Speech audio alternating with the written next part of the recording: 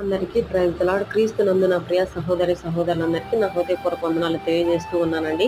రోమీయులకు రాసిన పత్రిక 6వ అధ్యాయము 11వ వచనం చదువుతున్నాను. అటువలే మీరును పాపము విషయమై మృతులుగాను, దేవుని విషయమై క్రీస్తు యేసునందు సజీవులుగాను మిమ్మల్ని మీరే ఎంచుకొనుడి. అటువలే మీరు పాపము విషయమై మృతులుగాను, అనగా పాపం విషయమై మృతులుగా ఉండమని దేవుని వాక్యం సెలవిస్తూ ఉంది. మృతులు అంటే చనిపోయిన వారు. ఒక చనిపోయిన శవం పాపం వైపు చూస్తా అంటే చూడదు. ఒక చనిపోయిన శవం దగ్గరకు నువ్వు మందు తీసుకొచ్చి తాగు అంటే తాగదు. ఒక చనిపోయిన శవం దగ్గరకు నువ్వు బూత్ సినిమాలు తీసుకొచ్చి చూడమంటే చూడదు. ఒక చనిపోయిన శవం దగ్గరకు నువ్వు వజ్రాలు తీసుకొచ్చి దొంగిలించమంటే దొంగిలించదు. ఒక చనిపోయిన శవం దగ్గరికి నువ్వు పాపభరితమైన ఏది తెచ్చినా కానీ దానిలో చలనం ఉండదు. అలానే నీవు కూడా పాపాన్ని చూసినప్పుడు ఒక చనిపోయిన శవం లాగా, చలనం లేని దానిలాగా ఉండాలని దేవుని వాక్యం సెలవిస్తూ ఉంది. అలాగే